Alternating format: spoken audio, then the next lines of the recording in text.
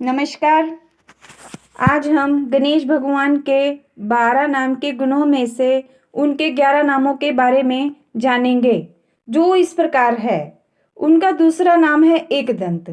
एकदंत का शब्दार्थ है एक दांत या एक दांत वाला देवता या व्यक्ति।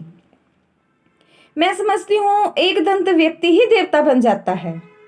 एकदंत शब्द का व्यवहारिक अर्थ, लाक्षणिक अर्थ है एक बात कहने वाला, अर्थात दृढ़ प्रतिज्ञ व्यक्ति जो बार बार कहे हुए वचन से फिरता ना हो, वचन का पक्का हो, सत्यवादी हो। एक दांत रोटी का मुहावरा घनिष्ठ प्रेम के लिए सिद्ध है। मेरी उसकी एक दांत की रोटी है। इस वाक्य का अर्थ है मुझ में और उसमें घनिष्ठ एवं अटूट प्रेम संबंध है। जो व्यक्ति एक दंत होगा अर्थात वचन का पक्का होगा और सबसे प्रेम व्यवहार करने वाला होगा, उसके किसी भी जीवन व्यवहार में विघ्न नहीं आ सकता है। अतः निर्विघ्नता के लिए प्रत्येक व्यक्ति को एक दंत बनकर जीवन व्यवहार चलाना चाहिए। दूसरा नाम कपिल। कपिल शब्द का अर्थ है श्वेत, सफेद, उज्जवल, मलिनता से रहित।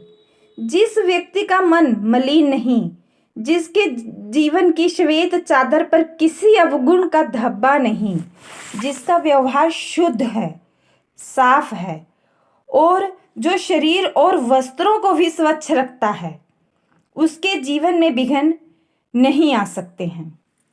तीसरा नाम गजकरण। गणेश जी को गजानन भी कहा जाता है। जब वे गजानन हैं तो स्वभावतः ही वे गजकरण भी हैं।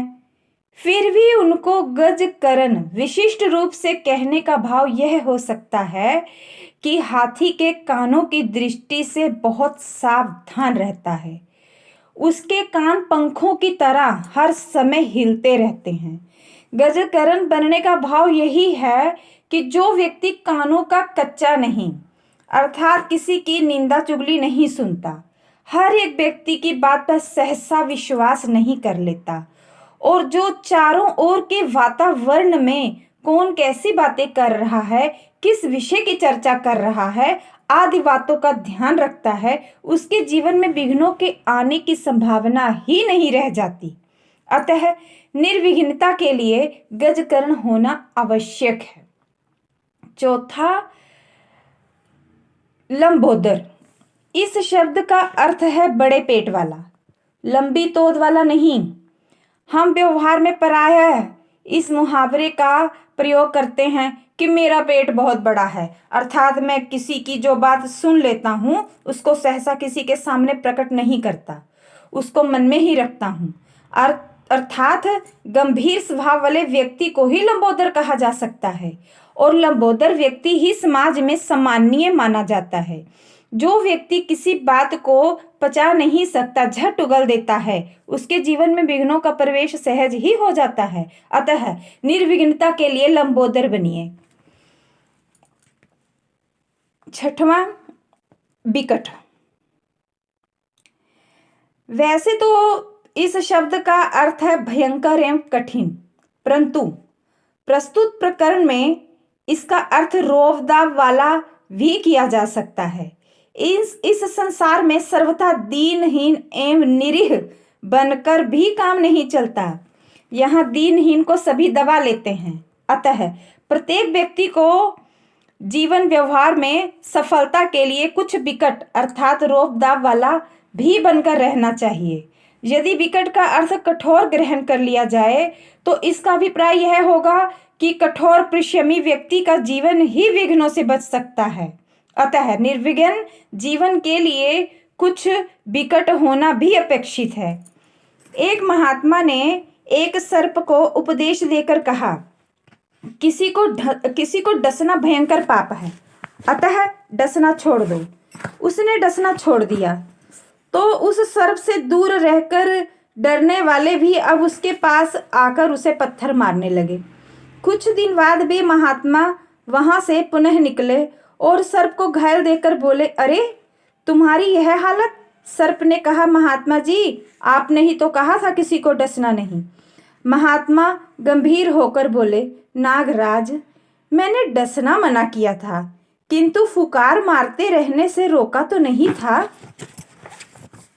अभिप्राय यह है कि भयंकर बनकर किसी को कष्ट मत दो, परंतु अपना दबदबा भी नष्ट न होने दो। यही विकट रहने का अभिप्राय है। 7वां, विघ्न नाशक। इस शब्द का अर्थ विघ्नों का नाश करने की शक्ति रखने वाला, विशिष्ट व्यक्तित्व वाला व्यक्ति। फूलों के साथ कांटे भी उत्पन्न हो जाते हैं। कभी कभी फूल लगाने पर भी नहीं लगते और कंटीली झाड़ियां बिना लगाए पैदा हो जाती हैं। इसी प्रकार जीवन के बाग में ना चाहते हुए भी पूर्व कर्मों के फल स्वरूप विघ्नों के कांटे उत्पन्न हो जाते हैं, परंतु धैर्यवान साहसी और धर्मनिष्ठा वाला व्यक्ति उन्हें धैर्य से भोग कर, साहस से उनका सामना करके अथवा दैवीय शक्तियों के वरदान से उन्हें नष्ट कर लेते हैं। इस प्रकार विघ्न नाशक बनकर जीवन व्यवहार की साधना करने वाले व्यक्ति का जीवन विघ्नों से रहित हो जाता है। 8वां, विनायक। विनायक शब्द का अर्थ है विशेष रूप से अपने राष्ट्र, समाज एवं परिवार के साथ साथ अपने आप को भी आगे ले जाने वाला विशिष्ट व्यक्ति, अर्थात नेतृत्व शक्ति वाला विशेष व्यक्ति। दूसरे शब्दों में राष्ट्र, समाज एवं परिवार के लिए मार्गदर्शन में कुशल व्यक्ति। 9वां, धूम्रकेतु। धूम्रकेतु का पहला अर्थ है पुच्छल तारा।